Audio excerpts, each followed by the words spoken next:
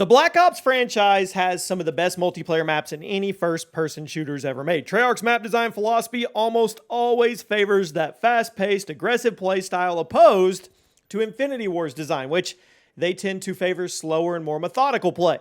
Since the original Black Ops games launched in 2010, there have been well over 100 multiplayer maps. And in this video today, we're going to go over the best. Welcome to the channel, everybody. Jimmy or Chaos. Today, this is a much requested one as well.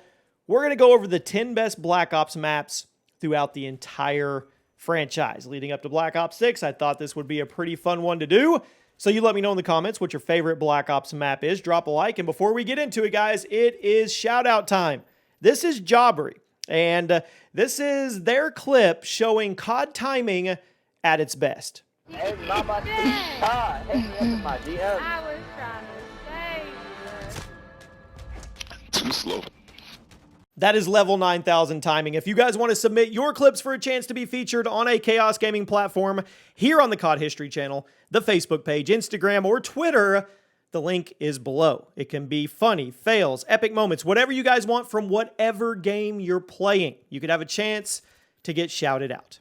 Now, let's get into this. At number 10, we're going to start with Summit and Black Ops. There have been quite a few snow maps in Call of Duty history, but most longtime players can all agree Summit's the best.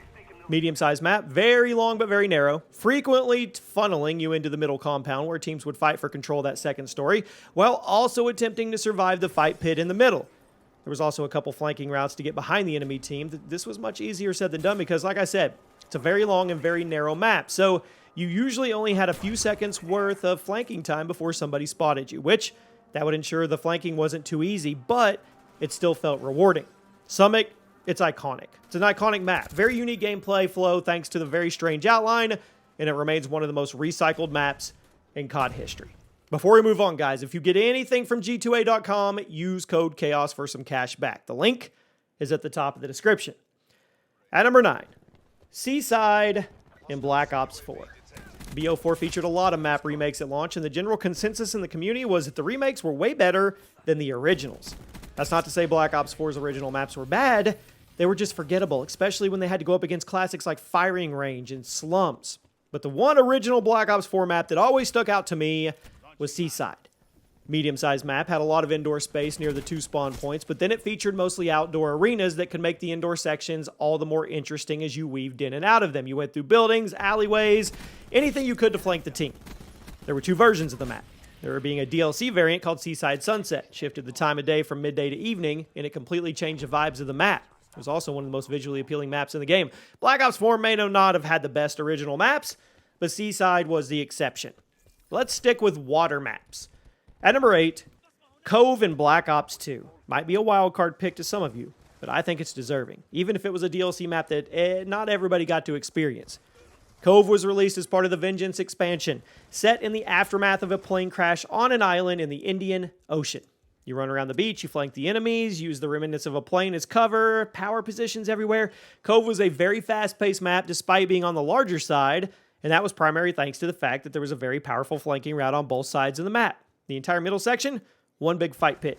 So there's always something going on. So were you the kind of player who ran around the outskirts of the map, or did you dive right into the middle section with a sniper rifle and hope for the best? It was awesome. And of course, you could sneak a little peek at Hijacked off in the distance.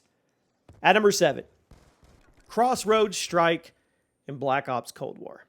Now, Cold War struggled with its launch map variety, but after a while, Treyarch reworked one of the larger maps and turned it into a fan favorite 6v6. Crossroads was shrunken down a bit and turned into Crossroads Strike, an excellently balanced and perfectly paced map that showed off the unique gameplay of Cold War in its best light. The outdoor sections, they were intense. The indoor sections, they allowed you to play stealthy, get the drop on enemies, and the map was very small. It was very fast-paced. It wasn't so small you were going to get spawn-trapped with any degree of frequency, but it was small. It was a nice piece of insurance if you were just looking to have a fun time playing the game. It was a good map. It was, and since it was a rework of a larger map, it's all the more impressive that it turned out so well. Kind of seems like whenever a map gets cut down to size or for size, it's really hit or miss, but Crossroads Strike was an example of how to shrink a map the proper way. At number 6, Slums in Black Ops 2. Now, Slums is a map that I think some people wrote off because it wasn't as iconic as some of the other Black Ops 2 maps, but I think it's one of the best in the entire Black Ops franchise. Slums is a medium-sized map with a ton of awesome fighting spots and choke points, and the 2 spawn areas were prime real estate for attempted spawn traps and sniper duels. But then, there was also the entire middle area. It was one of the best fight pits of any Call of Duty map to date. The B-Flag and domination on Slums was one of the most ridiculous battles you could ever experience in a game like this, and that was part of the charm. Slums was a pretty big map, all things considered, but it still managed to be insanely fast-paced and action-packed, never leaving you bored or wishing that you had voted for a different map. And with how few times the map has been remade, I'm kind of expecting it to show up in Black Ops 6 at some point. I mean, there's rumors stating that Call of Duty 2025 is going to feature remakes of Black Ops 2, so we'll have to wait and see. Now we get into the top 5. Grind in Black Ops 2. I've called this map the best DLC map in COD history. I have. I think I may have even called it one of the best maps in Call of Duty history, period. I stand by those statements. Grind is an amazing map. Initially released as DLC for Black Ops 2 before being added as a free map for everybody in Black Ops 4. Set in a skate park in Venice Beach, California, this was one of the most unique settings for a Call of Duty multiplayer map ever. Skate ramps made the architecture super unique. The layout was good. It blended fast-paced and close-quarters combat with some more open sections that snipers could have a field day if they were quick on their feet. I mean, it was an amazing map. I'm glad it got added to Black Ops 4 for free, because this is the kind of map that every COD player should get to experience. At number 4, of course, we're going to have a Nuketown map on this list. Nuketown in Black Ops. I was unsure where to put Nuketown on the list because, on one hand, it's one of the most iconic maps of all time. On the other hand, there's still a few maps I think are more tightly designed and provide a better experience overall. So ultimately, I landed at 4. I think it's fair. It's a very small map, takes place, of course, in a nuclear testing town in the Nevada desert, which is a real thing that the U.S. government did during the Cold War. They actually built fake towns like this and presumably blew them up with nukes. Nuketown features very fast gameplay, 2 spawns. Each one has their own 2-story house. There's a couple of buses, cars in the streets. You guys know. The main gameplay loop of Nuketown revolved around you running back and forth between the houses, cleaning up as many enemies as you could in the process. Some people didn't like how hectic it could get, or how much certain kill streaks could completely break the flow of the map. But I think it's still a well-designed map that does the job. It's here to keep the pace, and it does that with flying colors. At number 3, Standoff in Black Ops 2. Now, Standoff is one of the best sniping maps ever put in a Call of Duty game, and that was pretty cool to have in a game like Black Ops 2, where sniping was arguably the best it's ever been.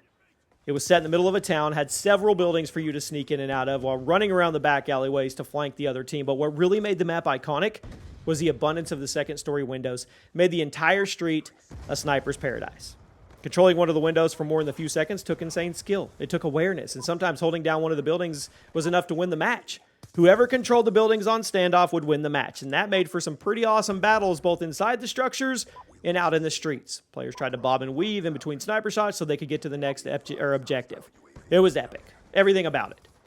At number 2, Raid in Black Ops 2. Lots of Black Ops 2 maps here. Raid was your medium-sized map. Giant mansion, Hollywood Hills. Not only did the map have a super unique style and architecture to it, it was perfectly designed. Featured great close, mid-range, long-range fighting locations, all of them. Made it perfect for literally every game mode. It was great for TDM. It was great for domination, hardpoint, search and destroy. I can go on and on. I think it's one of the best maps in COD history in terms of its placement next to the other maps in Black Ops history. There's only one other map that could possibly beat it. I'm going to give you 3 seconds to figure out what that is before we segue into number 1. 1, 2, 3. At number 1, hands down, Firing Range in Black Ops is the best Black Ops map ever made. When it comes to Treyarch's map design and Call of Duty philosophy, I don't think there's a single map that shows off better all of that than Firing Range. This is one of the most fast-paced maps in the game despite not being small, and it featured something for literally every playstyle. It catered to people rushing, it catered to people sniping, it catered to people playing stealthy, everything. Had flanking routes, had high ground, had power positions. The map truly had it all. Firing Range has been remade several times throughout COD history, and there have always been some leaks and rumors stating it's going to be coming back in Black Ops 6, so we'll see if those reports end up being correct, which I fully think it will. I've never got burnt out on Firing Range. I think it's the single best map in Black Ops history. And there you have it, my friends. Let me know one Black Ops map. There was many out there we didn't get to mention that was deserving of being on the list, and I'll see you soon.